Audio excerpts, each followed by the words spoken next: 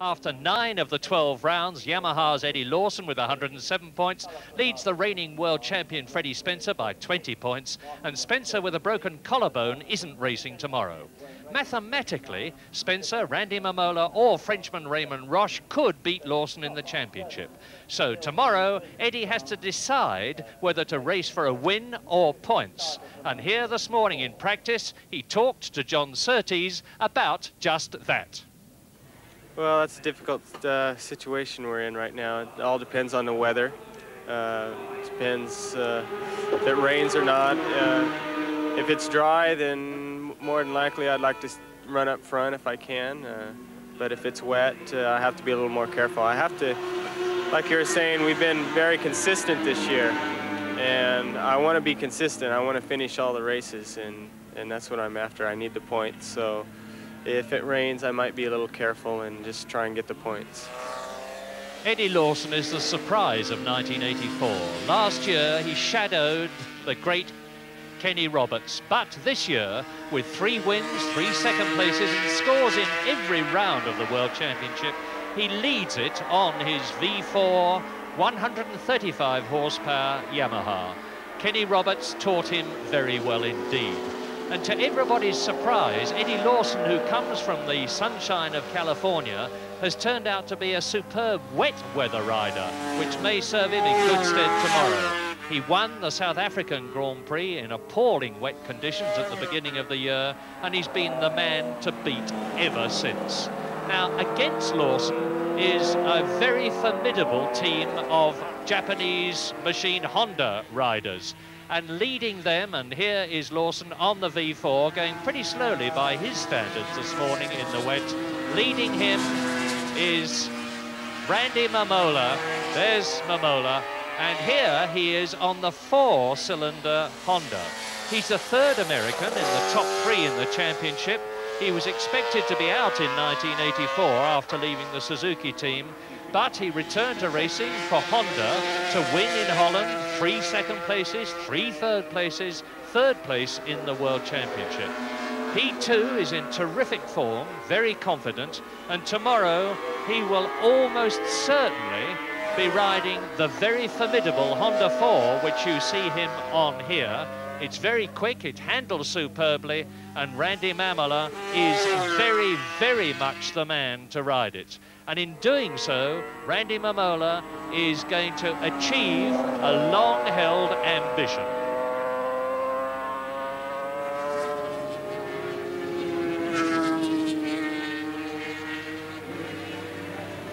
I never dreamed that I'd ever be riding on the 4-cylinder. I was so tickled to death that I'd be able to ride, just racing in the Grand Prix, thinking that I was only going to be able to do just Donington. And here I am already in 3rd in the World Championship. And so I made up a lot of... missed 2 events. Yeah, I missed the first 2 events, and now that's saddened me a little bit by missing them 2, because I would have had more of a chance of winning the World Championship. But I'm not giving up. Well, that's the whole scheme, isn't it? And the 4-cylinder, of course, is showing tremendous promises, despite some of the earlier problems experienced with Freddie Spencer. Yes, around Silverstone, the 4-cylinder seems to be, as I would say, like a Cadillac around the circuit. It's a better handling, I feel, than the 3. The only problem that they've been having, I think, is the weight and the braking and acceleration on a tight, twisty course. But Silverstone being a fast, wide, curved type racetrack, I think the 4-cylinder is going to work out just fine. Ron, you were running in 2nd place in South Africa, and since then you've had 5 4th places. Are you happy with the season? It's gone very consistent for me. I've had slight problems getting used to the bike a little bit, slight handling problems and chattering problems. But I think we're finally curing it, towards the end of the season, but we're finally getting it together now. Now, you've been practicing here at Silverstone on both the new 4-cylinder Honda and the 3-cylinder one that you're most used to. Which do you prefer? Well, it's actually both, because the 4-cylinder handles very well, and but the problem with the 4, we've got a slight power problem. The carburetion's not quite right on it, and it makes it a little bit harder to ride. with the 3. The power's very smooth, but it's not quite as quick. So it's actually both of them very good. So how are you going to decide which to ride in the race? Well, I'll just do it on lap times. Whichever I go the quickest on, in this, hopefully the last session will be dry. Whichever I go the quickest on, I'll use for the race. We've got a fascinating situation in the World Championship, Ron, with Eddie Lawson leading it on the Yamaha, chased by all you Honda men. What's going to be the situation in the British Grand Prix? Are there any team orders? No, there's no team orders, and just hope that I can go up there and win it. Cause it's, I've been, you know, obviously, my aim is to win a Grand Prix, and if I could win the British, it'd be fantastic. Ron Haslam is a British racing phenomenon. He comes from Langley Mill. He's a member of a racing family. He's won everything there is to win in the UK, including the TT. He's a past world champion in both Formula 3 and Formula 1, and now he is a full Honda Works rider, a highly desirable state of affairs. And on that bike, he shows off his spectacular riding skill to the utmost. Now, he's had an excellent season of points finishes, but he has yet to win a Grand Prix. Tomorrow, Ron Haslam will have the adrenaline flowing. There will be the usual fanatical following of Haslam fans here to cheer him on, and that combination of circumstances could, I believe, lead to Ron Haslam achieving his ambition, not just to win a Grand Prix, but to win the British Grand Prix here at Silverstone. Well, Haslam is in 5th position in the World Championship, riding his Honda 3, or he may well be on the 4 tomorrow. But in 6th position in the championship, an incredible 6th position, is this man, double world champion Barry Sheene, now completely recovered from his awful 1982 unofficial practice crash here at Silverstone. Barry's never won a British Grand Prix, and frankly he's unlikely to do so tomorrow because of his machinery problem, unless it is wet. And Barry in the wet is something to behold. He is in top form, and with 7 points finishes this year, he's a long shot, a dark horse for victory in the British Grand Prix tomorrow, and that would really get the thousands of fans cheering.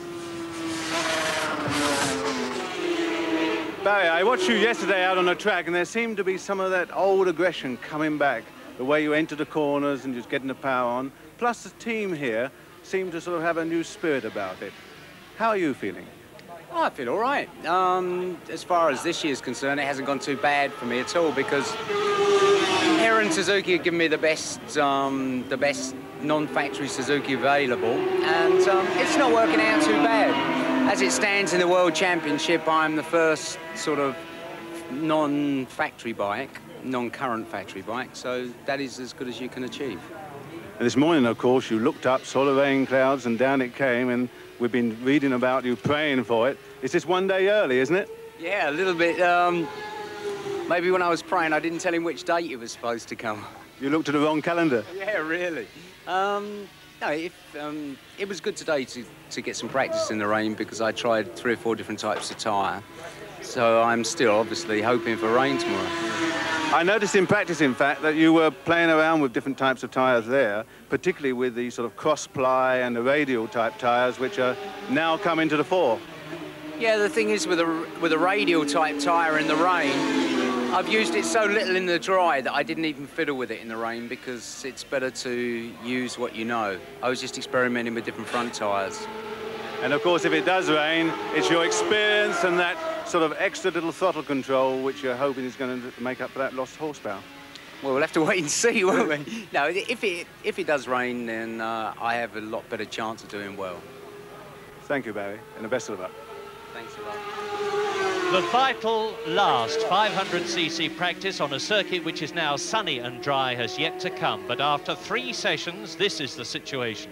Frenchman Raymond Roche on the Works Honda leads, Didier de Radiguez on a private Honda, then Eddie Lawson, 3rd fastest on the Yamaha, 4th on the 4-cylinder Honda, Randy Mamola, 5th and top Britisher, Ron Haslam on the Honda 4, leading a resurgent Virginio Ferrari on the 2nd Yamaha. Then Barry Sheene, an excellent 7th, and a superb 8th, privateer the Australian Paul Lewis on his Suzuki. And that is the preamble to what I confidently expect to be an absolutely superb day of racing here at Silverstone for the British Grand Prix tomorrow.